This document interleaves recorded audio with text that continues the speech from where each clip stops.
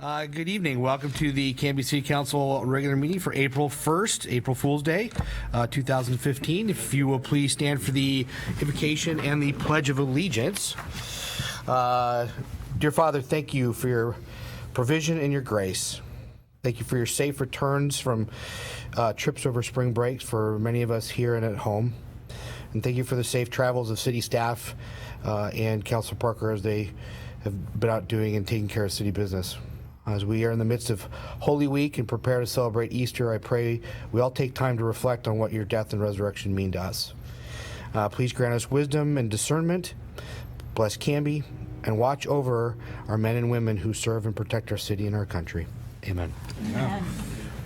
I pledge allegiance to the flag of the United States of America and to the republic for which it stands, one nation, under God, indivisible, with liberty and justice for all. All right, please be seated. We have a couple of proclamations to start the evening. The first one is National Library Week. Whereas libraries everywhere play a vital role in supporting the quality of life in their communities, and whereas our nation's school, academic, public, and special libraries make a difference in the lives of millions of Americans today more than ever. And whereas librarians are trained professionals helping people of all ages and backgrounds find and interpret the information they need to live, learn, and work in a challenging economy. And whereas libraries serve as crucial technology hubs for people in need of free web access, computer training, and assistance finding resources. And whereas libraries are part of the American dream, places for opportunity, education, self-help, and lifelong learning. And whereas libraries serve as community gathering spaces, encouraging civic engagement and discourse, and whereas libraries promote early childhood education and literacy, helping parents and families prepare their children for success in school and life, and whereas library use is up nationwide among all types of library users, continuing a decade-long trend, and whereas libraries, librarians, library workers, and supporters across America are celebrating National Library Week. Now, therefore, I, Brian Hodson, by virtue of the authority vested in me as mayor of the city of Canby, do hereby proclaim April 12th to the 18th, 2015 as National Library Week, and call upon individuals, schools, churches, organizations, and business establishments in the city of Canby to visit the library this week to take advantage of the wonderful library sources available at your library.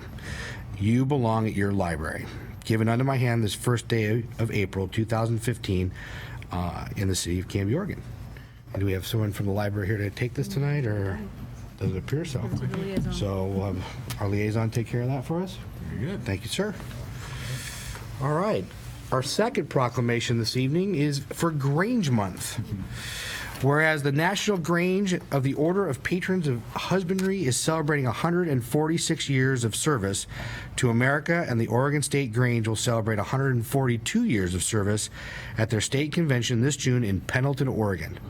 And whereas Grange programs are family-oriented, beginning with Junior Grange for children of ages 4 through 13, for the purpose of getting children involved with their community, with agriculture, and with good citizenship, and Grange membership includes full voting rights and the right to hold office at age 14. And whereas the service through educational efforts of the Grange and its members have aided innumerable people, both in and out of the order, to reach their full potential as leaders and people. And whereas the service of nonpartisan legislative advocacy of the Grange through the unified efforts of its membership have immeasurably benefited local communities and our nation as a whole. And whereas the fellowship and family atmosphere of the Grange have served millions of Americans by strengthening the social connections through a multitude of activities. And whereas Grangers are supportive of agriculture, rural America, and American values, as these form the bedrock of American society. And whereas the Grange continues to serve every American through their hometown roots. Now, therefore, I, Brian Hodson, by the virtue of the authority vested in me as the mayor of the city of Canby, hereby proclaim the month of April as Grange Month in the city of Canby, and do urge all those in Canby area to support and promote this observance. Given unto my hand this first day of April 2015. And we have a number of people here to accept this today.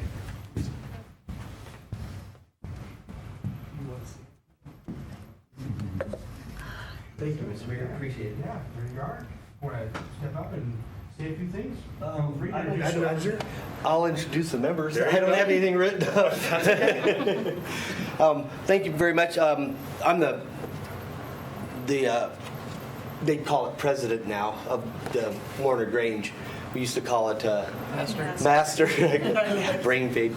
But this is what, our 4th or 5th year now, I think, doing this. Yes. We really appreciate Don Kingsborough, Eileen Dale, Jim Dale, Dale Hawkins, and Joan Myers. We appreciate this very much. Thank you. You're very welcome.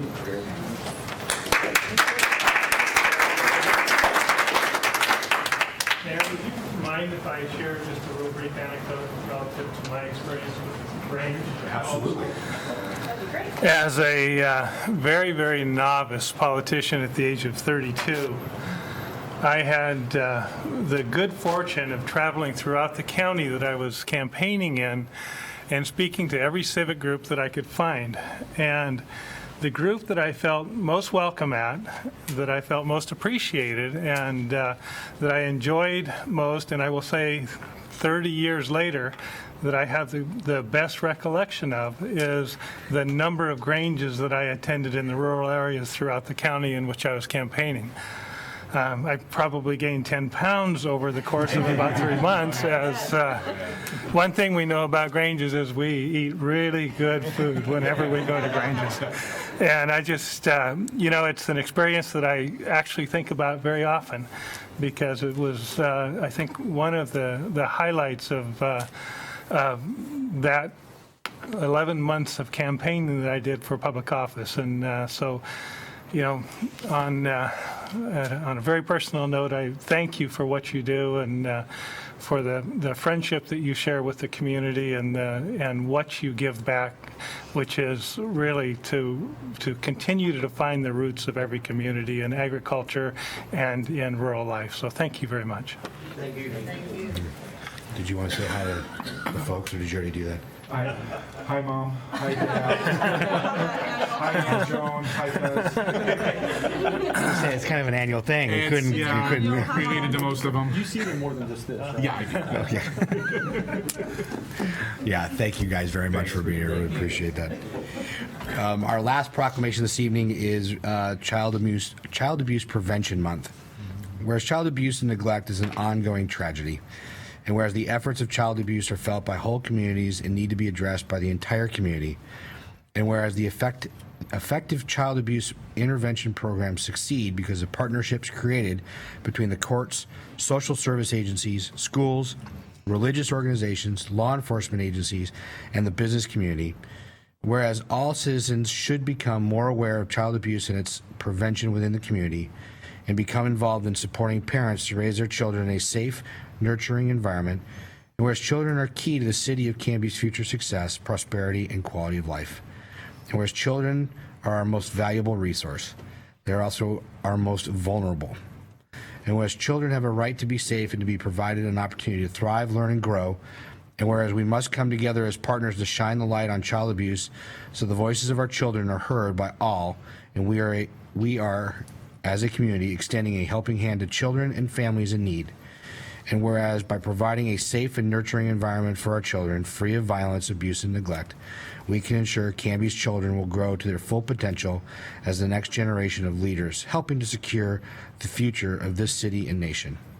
Now, therefore, I, Brian Hodson, by the virtue of the authority vested in me as the mayor of the city of Canby, do hereby proclaim the month of April 2015 as Child Prevention Month in the city of Canby, and call upon all citizens to increase their participation in efforts to prevent child abuse, thereby strengthening the community in which we live.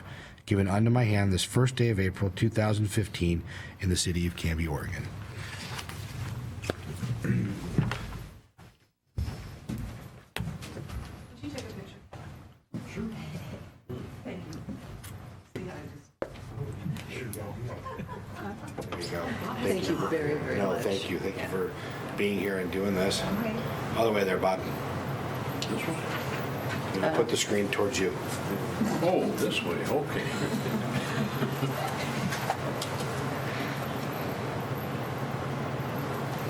Thank you. It said there's a picture. All right, thank you very much. Thank you. Please take a moment and tell us a little bit more about Okay. Learn some electronics. My name is Barbara Pesquiera. I probably don't need this, huh? Actually, you do. It's for. Is it on? It's for the cameras at home, for people Okay. at home. Yeah. Okay, well, I hope it's on. So my name is Barbara Pesquiera, and I'm the Executive Director of Children's Center, and I am thrilled to be in Canby tonight. I'm just crazy about this community and really admire the work that you do. So thank you, Mayor Hodson and councilors, for allowing us to talk about child abuse.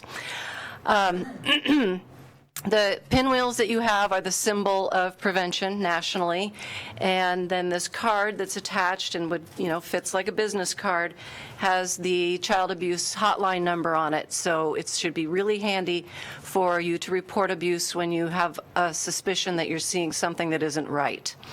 Then I also gave each of you postcards that talk a little bit about child abuse and also have the hotline number on them. And if you would like more, to put at City Hall or whatever, I'm happy to give them to you. But I want to tell you a little bit about child abuse and what we're up to at Children's Center. Your commitment is meaningful to us, and we really thank you for being a leader for Canby's children and families. We've seen 15 of your kids in the last year. But this is not enough, we know, just talking about this. 1 in 10 children will be sexually abused before their 18th birthday, and nearly 20 children are killed every year in this state as a result of abuse. There are more than 60,000 reports of abuse across the state each year and 11,000 confirmed cases. So it's a prevalent problem. And despite these numbers, epidemic numbers, experts estimate that only 10% of child abuse is reported. And kids say that they try to tell 7 times before an adult did something or listened to them. And, it takes a lot of courage for a kid to say something that's that horrific to them over and over and over again just to get someone's attention and still feel valued. So I encourage you to listen to what your children are saying. But Children's Center is here to help, and we do see the kids who are suspected victims of abuse, neglect. We see kids 0 to 18 years old for all sorts of maltreatment. And we provide a nose-to-toes medical assessment. We really want to check out and make sure that their bodies are safe. We do a forensic interview that's observed by law enforcement and DHS so that that child, in a very non-leading, child-friendly way, is able to disclose the details of what happened to them without having to say it over and over and over again to all of those partners. And then we also connect the family to resources like therapy. Sometimes we have cases where, people say he told, now where are we going to live? And there's a lot going on for families. So we really try to hook them up with the resources they need to heal and once they get through that crisis. But another thing that we do, and this is pretty new for Children's Center, and I'm really excited to tell you about this, is we are starting to do prevention curriculum. And that is thanks to a grant from the Ford Family Foundation. This week we are in the final stages of hiring a prevention specialist. So this is really giving us capacity to do something that we weren't able to do before. And you may know that Ford Family Foundation focuses on rural communities. And the goal is that we want to bring this curriculum to 5% of the people in Clackamas County. And Ford Foundation will allow us to get to 5% of rural county. So we're really going from Canby, that eyebrow, I'm calling it an eyebrow, through Estacada, Malala, Sandy, rhododendron, kind of that whole area is where we're initially focused on. So this curriculum is called Darkness to Light. It's a national curriculum. It has been researched over and over again and has really been found to change behaviors and to change systems and to have an impact. So I would challenge you as a council and as a city to ask us to bring this training to you. We could train all of your employees. We can train citizens. There is a fee for the training of $20 a person because there is a workbook that we have to pay for, and it does costs to provide it.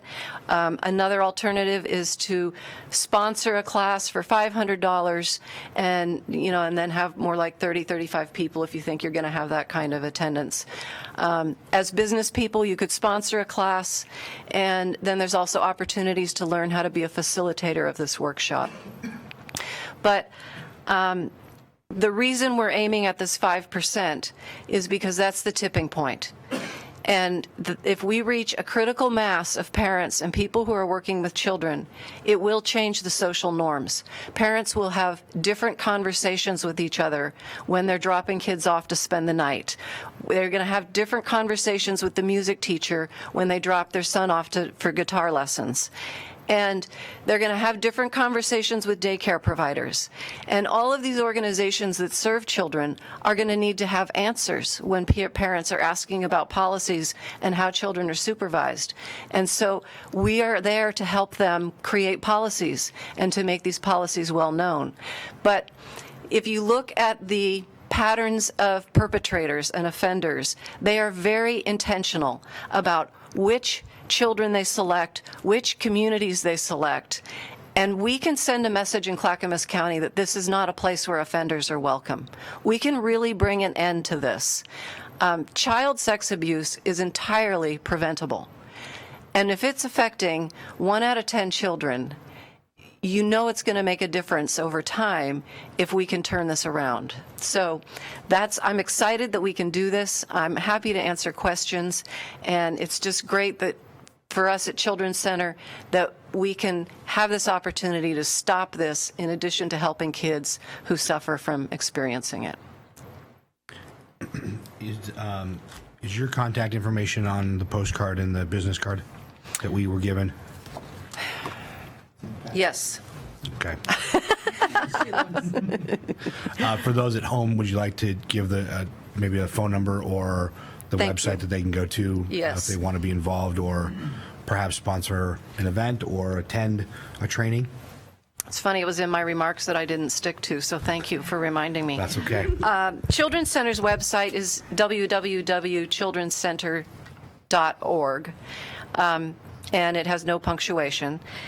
And actually, it's childrenscenter.cc, which stands for Children's Center. And our phone number is 503-655-7725. The phone number for reporting child abuse, you can either dial 911, which I would encourage, or 855-503-7233, which is a new statewide number. Great. Okay? Thank you very much for the presentation. Yeah, thank Very you. much. Yes. And have a great meeting. Yeah, we will. Thank you.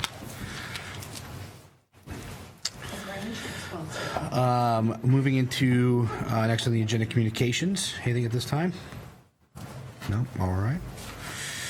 First opportunity for citizen input and community announcements.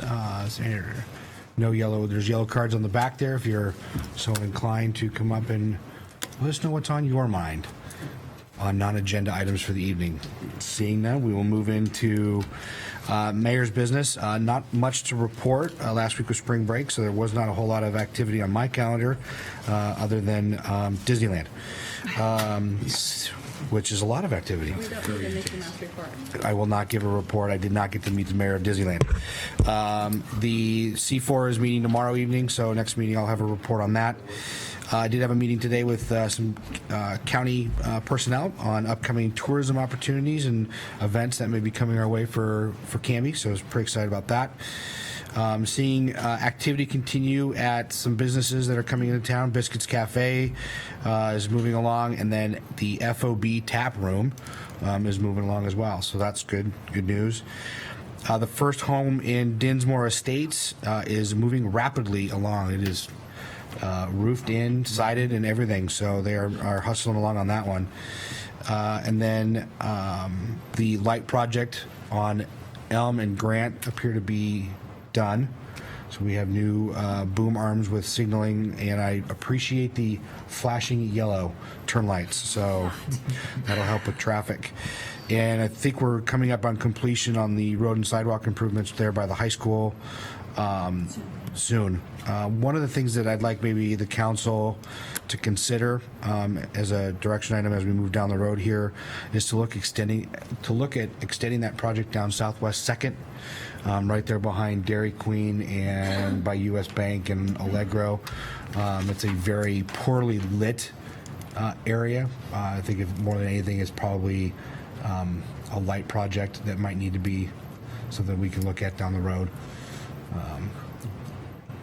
When it gets, especially on nights like tonight where it is pouring rain and you've got dance students being let out and the traffic around that. So just as something to add to the to-do list, I suppose.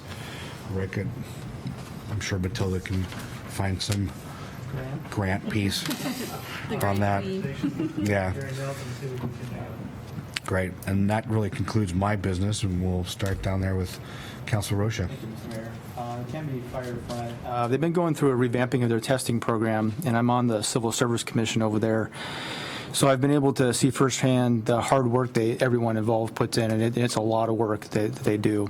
They spend hours making sure the testing is fair and thorough for everyone. In the end, 24 candidates made it to the testing process, and 8 have been put on the active hiring list. So that's a good thing. Yeah, on April 3rd, Jordan Haig will start as a new firefighter paramedic. He's been there 3 years as a student intern. I know Jordan personally, and he'll be a great asset to our community. The district is currently working on a strategic plan with Campbell DeLong Resources. They expect to have this complete by the May board meeting. And Chief Davis will like to come in and present to the council when the time's appropriate. We all know we had a severe windstorm of 65-mile-an-hour winds, kept the fire department pretty busy. The fire district, very busy. It's not a department, it's a district. I guess you're being corrected often. Yeah.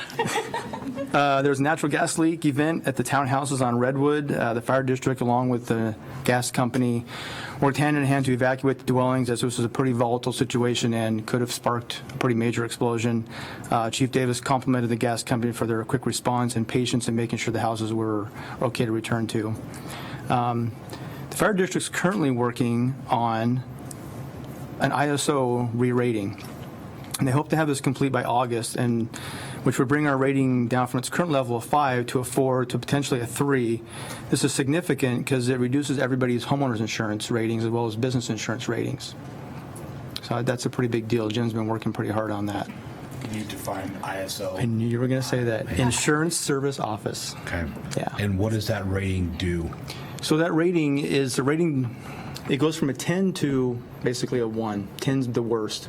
Out in the rural areas, there's no fire hydrants, no water, long lead times to get out there, so your houses can be in trouble. So that's the highest rating. Okay. In town, can be, right now we're at a 5, so Jim doesn't think that the rating is taken into consideration some of the new equipment we have in our delivery times, so he's working really hard at getting that lower, which will benefit everybody in the community.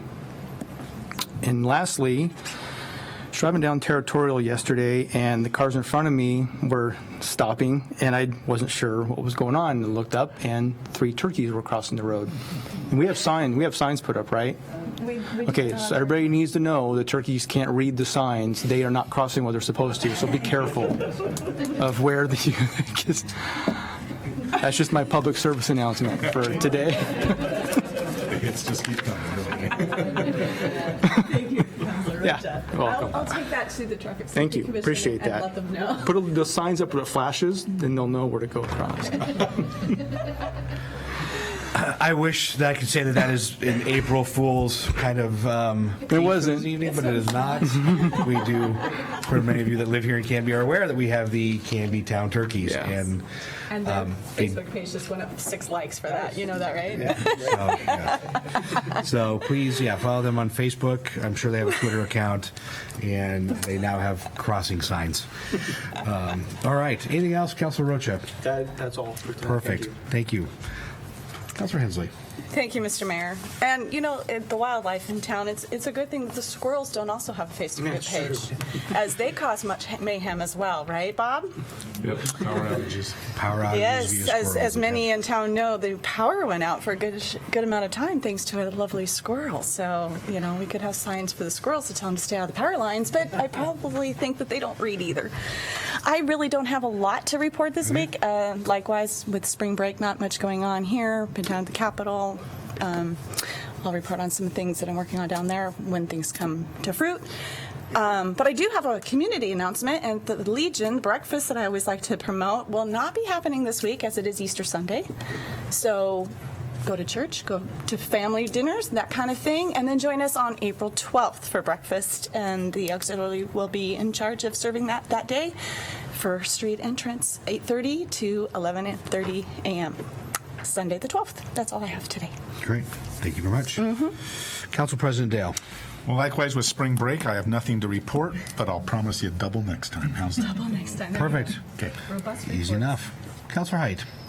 A couple of constituents had asked about the dog park, what was going on with that, and I didn't know much, so I met with Matilda casually the other day, and so I learned some background. So it doesn't exist, kind of exists on paper. About late 2011, a bunch of citizens got together, and there's a need and a desire for a dog park. It would be located north of Territorial, I believe near the Public Works, that tract of land, right? On the right side of the entrance road. Okay. And it would be a couple acres, fenced off leash. And so there's a lot of community interest. I think about 500 people signed a statement of support, which was interesting. They had an advisory committee was established, and they've been meeting, but nothing's really been happening. There's, the parks, there's just not a budget for it. We can't start a new park that we can't maintain, et cetera.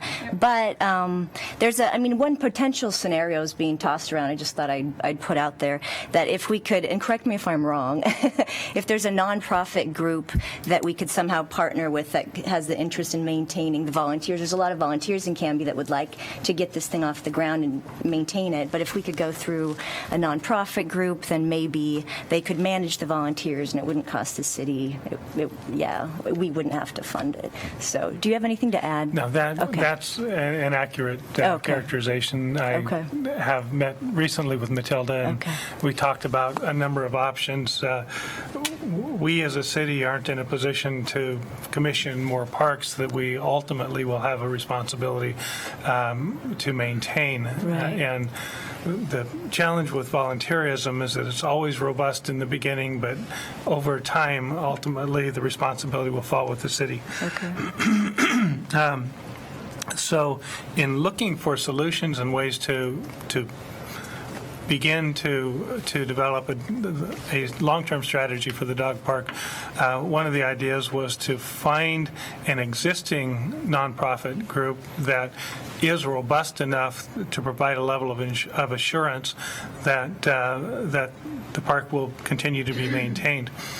We actually had another discussion about that this afternoon, not Matilda, but Jerry Nelson and I, and there may be some other possibilities relating to some stormwater handling processes, and so we're just starting that could be folded into the overall solution, because with the pumping station you require certain asphalt, and with asphalt you require maintenance. With maintenance, and so we could find ourselves in a position of being able to use staff labor that would be on site kind of regularly anyway, so it wouldn't add a cost and would not be the Parks Department.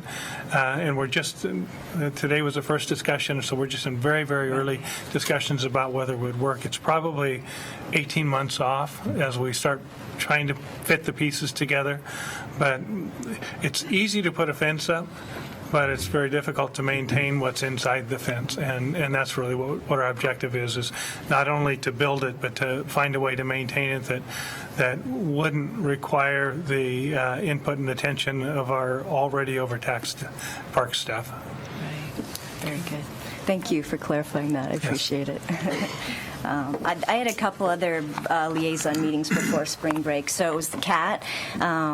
There's a Share a Ride program. It's a pilot program. It's through Clackamas County Social Services. It's for seniors and people with disabilities. It's going to go through December. Basically, it's those that need a ride somewhere in town can hook up with somebody that is driving somewhere in particular. So it's something that everybody would have a background check done, and they posted on a website somewhere, hey, I'm going to Fred Meyer on Tuesday, and then the person that wants a ride could say, hey, can you pick me up? Anyway, it's a pilot program. They don't know where they're going with it yet, but it's kind of interesting, and there is a website out there. I'm not sure. I can't give that to you. I don't have that written down, but if you're interested, we could find that information for you. There is Transit Day at the Capitol on April 8th, and several board members, CAT board members and staff people are going to that to discuss bills that will affect public transit. So that's exciting. That'll be interesting to see what they learn when they're there next week. The Rider of the Month was Vanessa Diaz. And the asphalt for the bus parking lot is going to be poured next week, I believe. So they're pretty excited for that project to finish up. And just a little interesting fact is, on the buses it says supported by Can-Be businesses, which is interesting. That basically means that the payroll taxes of local businesses, it's 0.006% that they pay in payroll taxes, and that goes towards Can-Be area transit. So that's an interesting fact, I think. School board, the big news is full-day kindergarten was approved by the school board last week. And so that, apparently, it's not actually going to cost the district, I think I'm understanding it correctly, it's not going to cost the school district anything because the state is going to pay for it, and there's going to be some savings on buses and whatnot. They'll be hiring more teachers. But anyway, it's exciting. It's a big deal. A lot of parents and staff are in support of it. If people don't think that their child is ready for that, though, they can contact the principal and maybe make a special agreement with the principal. Anyway, so there's more information about that. And the state funding, that's big right now in the legislature.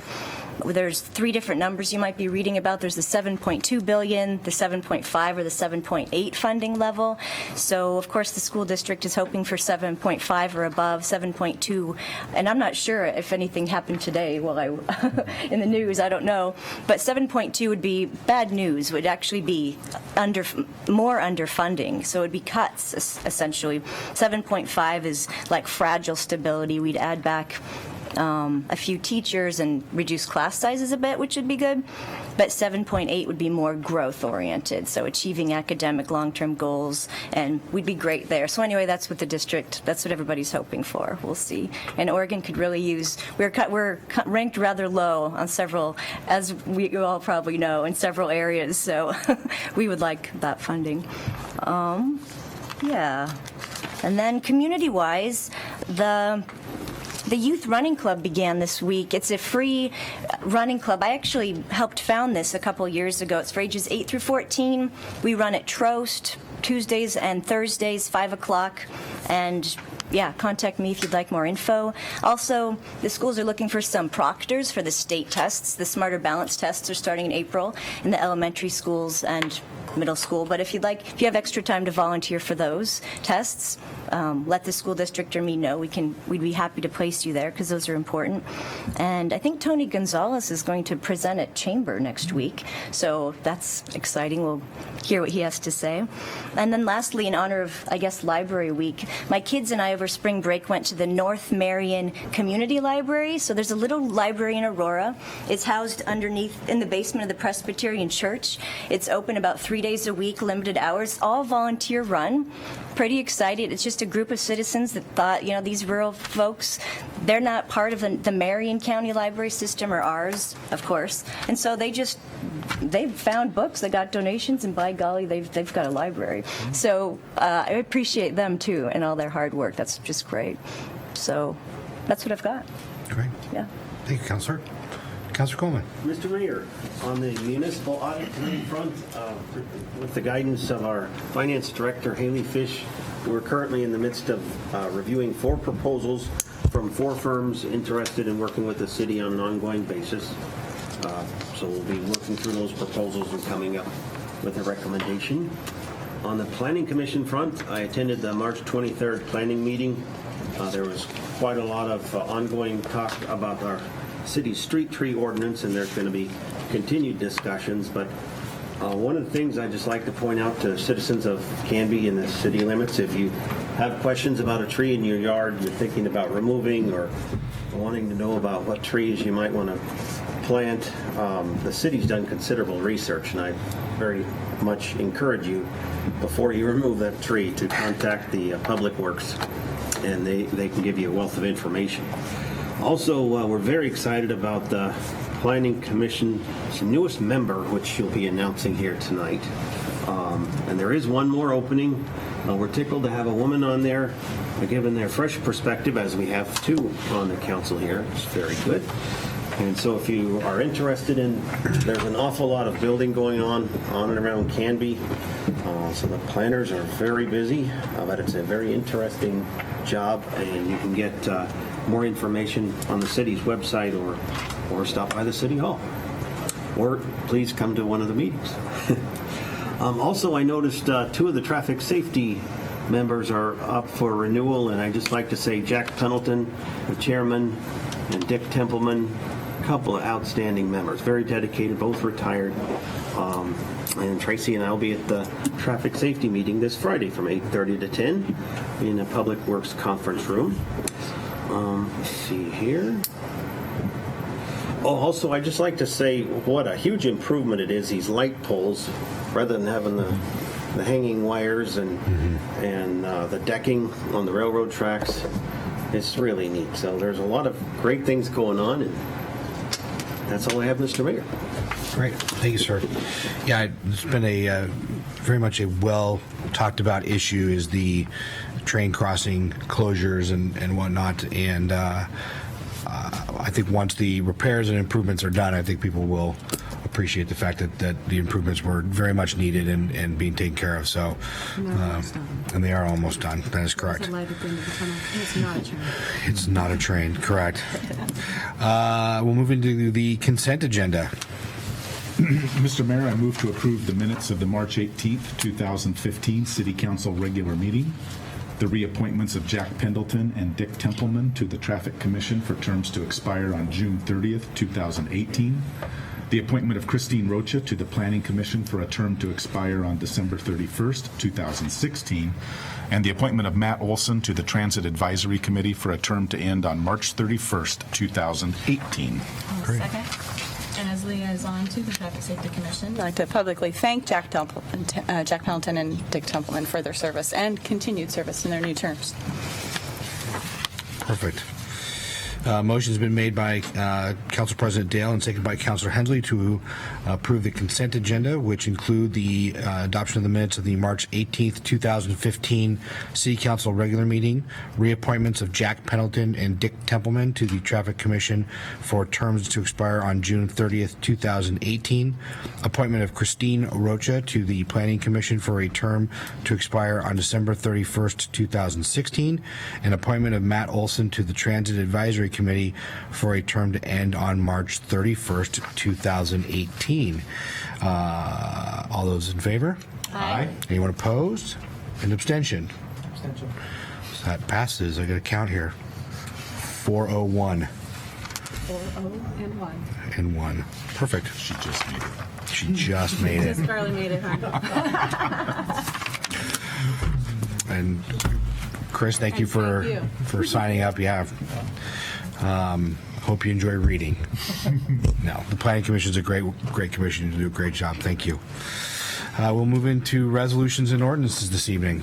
The first item we have is Resolution 1212. This is adopting a revised City of Canby drug and alcohol policy for use with DOT-regulated employees, identifying an effective date, and repealing Resolution 1143. And Amanda Zeiber is here to present this item. Hi, Amanda. I'm here to present the very exciting drug and alcohol policy. Just as a quick update, we have a current drug and alcohol policy in place that was developed, established, adopted in 2012. We are required to have this policy because we receive federal funds for transit. So the policy that we have is specific to safety-sensitive positions, and as it's defined for this policy, includes employees that operate and or maintain transit vehicles or revenue vehicles. Our policy also covers other CDL holders in the city of Canby that are employed by the city that have commercial driver's licenses. So in November of 2014, we had an audit. The state did an audit of our drug and alcohol policy, and out of that audit, we had some suggested revisions. The good news is it was a good, healthy policy, and there weren't a lot of major changes that we need to make, but there were some updates that some legislative changes that needed to be clarified. And also there was a recommendation to clarify some of the language in the policy that is specific to the CDL drivers, but it does not necessarily reflect federal regulation, is identified as under the sole authority of the city. So the policy, we underlined that language that's just the sole authority and not federal regulation. There's also some general housekeeping items. There was some duplicate language. There was some that needed to be moved around a little bit and clarified separately. Some of the provisions that needed to be clarified differently was reasonable suspicion training. Supervisors are required to have reasonable suspicion training 2 hours annually, which our supervisors do receive. The prior regulations just said 2 hours. Current regulations say 60 minutes related to drug, 60 minutes related to alcohol. So those are the type of clarifications that are included. And also in our policy, we specifically list SAPs and MROs. An SAP is a substance abuse provider, and an MRO is a medical review officer. If the company that does the random drug testing for the people that are in that pool, anybody that has a CDL, if there's a test that's positive or needs questioned, it goes to a medical review officer. They have new certification rules, so we needed to make sure that anybody that we had listed in our policy was properly certified and was the person that the firm that we contract with is utilizing. So those are the types of updates in the policy. And so what's in front of you is just an updated policy based on the recommendations through our audit. Great. Any questions for Amanda up here on this, or thoughts? My one question with the July 1st, right? Is that the date of the legalization piece? Yeah. What things are we going to have to look at or change, and anything policy related to that? Probably not much as it relates to the federal regulations, as it's still federally illegal. Okay. Correct. Just wanted to know for sure. All right. Thank you, Amanda. Appreciate that. I'll take a motion here on this resolution. Mr. Mayor, I move for resolution number 1212, a resolution adopting a revised City of Canby drug and alcohol policy for use with DOT-regulated employees and identifying an effective date, and repealing resolution number 1143. Motion made by Councilor Roshan and seconded by Councilor Hensley to approve resolution 1212, adopting a revised City of Canby drug and alcohol policy for the use with Department of Transportation regulated employees, identifying an effective date and repealing resolution 1143. All those in favor? Aye. Anyone opposed? That passes 5-0. Okay, the next item we have is ordinance 1413. This is amending Canby Municipal Code, Chapter 13.16, and repealing and replacing ordinance 1292, regulating the discharge of waste through the City of Canby sanitary and storm sewer systems, limiting such discharges only to those of acceptable types, characteristics, or concentrations, establishing a system of waste discharge permits and user fees, providing for enforcement, and declaring an emergency. And this is before you for second reading. It is, as As stated, the purpose is to better align our program with current law regulation and best practice in this industry. We are fortunate in that we have a staff that already has adopted best practices, and so this really doesn't mean any changes to our operation. So it's business as usual, and we'll continue forward. Yes, this was brought to us a couple weeks ago, and Rick was saying, yeah, we're already doing many of the things that are there, and our team down there is very much up to snuff and is aware of the changes and have already put into place much of what's being asked. So my thanks to them on that piece of it. Thanks. Great. Any comments, questions, follow up at all? No? Okay. I'll take a motion, please. Mr. Mayor, I move we adopt ordinance 1413, an ordinance amending Chapter 13.16 of the Canby Municipal Code, repealing and replacing Ordinance 1292 regarding sewer use and declaring an emergency.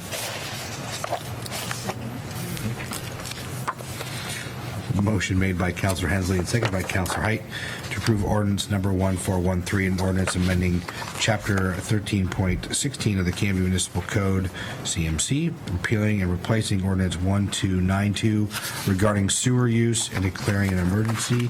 And this is a roll call vote. Councilor Russia? Yes. Councilor Hensley? Aye. Councilor Dale? Aye. Councilor Height? Aye. Councilor Coleman? Yes. That passes 5-0. Okay, the next item we have is ordinance 1414. This is authorizing a contract between the City of Canby and Alltech Industries, Inc. for the purchase of a Model AT-40-G articulating telescopic aerial device bucket truck. Such an official name. Right? And the operative term is bucket truck, so we'll work with that. As indicated in the staff report, the price for the new truck is $124,903. This was the low responsible bidders. We received 2 bids that were opened in a sealed bid process.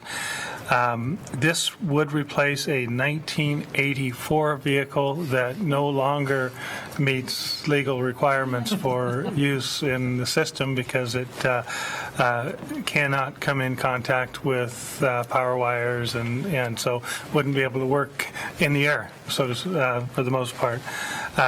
We typically use it for street lighting, for signage, for tree trimming, and for anything else that we might need to get 40 feet in the air to do. Staff recommendation is to approve the acquisition. Great.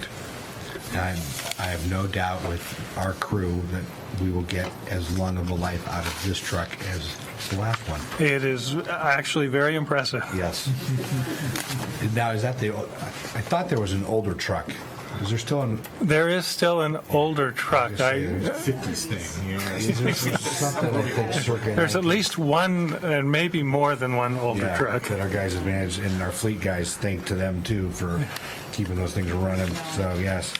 Mr. Mayor, I move to approve ordinance 1414, an ordinance authorizing a contract between the City of Canby and Alltech Industries, Incorporated for the purchase of a Model AT-4G articulating telescopic aerial device bucket truck. Great, thank you. I'll second. Motion's been made by Councilor Hensley and seconded by Councilor Rocha to approve ordinance 1414, authorizing a contract between the City of Canby and Alltech Industries, Inc. for the purchase of a Model AT-40-G articulating telescopic aerial device bucket truck. All those in favor? Aye. Anyone opposed? All right, that passes 5-0. There's no new business that I'm aware of. Nope, not seeing anything from the right there. City Administrator's business and staff reports. I do have a couple issues to bring to you. I had, first, my apologies for not being able to follow through with the April 10th retreat. I will commit now that I will get a retreat together, and it will be a treat. And we'll find a better venue that I think will be more appropriate to the circumstances. It may go out until the fall. I'd like to do it in the summertime, but it may go out till the fall before we can actually get it scheduled. One of the of the items that I was going to spend a good part of the afternoon speaking to was the Urban Renewal Agency budget and looking at long-term uses for the budget, both relative to debt service and to meeting other obligations relating to Urban Renewal Agency funding. We're looking at a 5-year funding strategy. One of the core questions that we've been trying to address is how we can meet our obligation to Canby Fire, which we as a public agency had made to them a number of years ago, before I think any of you were sitting on the council. However, respecting the fact that we keep our promises, I'm working with Chief Davis to develop a multi-year strategy to help us be able to accomplish that. In order to facilitate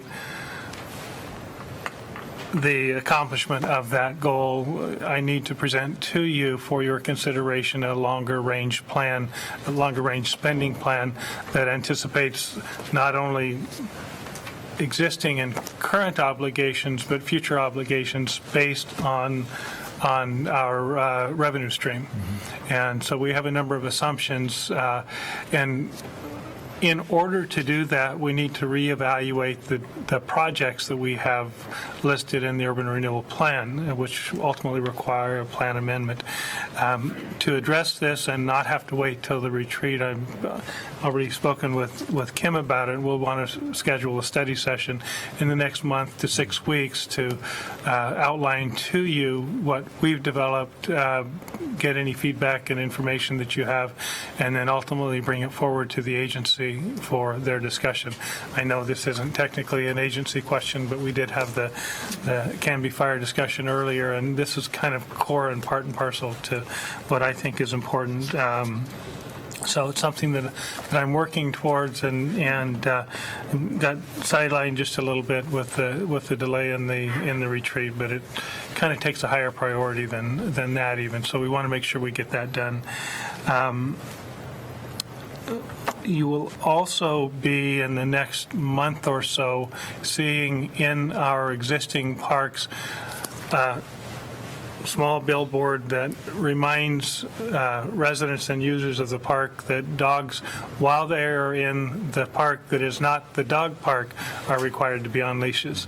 We've had some concerns and some complaints expressed, and so we're going to go ahead and create signage for that, put it in each of our parks just to remind users of the Park Service that as a courtesy to those people in the park that don't have dogs, we would always request that they keep their dogs leashed. And that's as distinguished from our general policy, which is that you keep your dogs under control. So that when you see it and you notice the signs, it's not a change in policy. We're just making sure that people in our community and people using the community parks understand that they do have a responsibility relative to the park system and running their dogs. And that is all I have. Great. Thank you, sir. Second opportunity this evening for citizen input. Anybody want to? No. Seeing lots of head shaking. No. All right. Thank you for your we need to give him a frequent flyer card or something. You know, he's always here and supporting us. Thank you, Bob. Very much so. Action review, Kim. You have adopted Resolution 1212, you've adopted Ordinance 1413, and you've approved Ordinance 1414 to come up for second reading on April 15th. Great. Thank you, Kim. Joe, do we have an exec session this evening? We do not. So not there. Great. With any funny April Fool stories that people want to throw out before we close the evening? Nothing I can say. Okay. All right. Nope. All right. With that, I'll take a motion for adjournment, please. I move we adjourn. Second? Okay. Motion's been made by Councilor Hensley and seconded by Councilor Rocha to adjourn. All those in favor? Aye. Anyone opposed? We are done. Canby, good night. Thank you.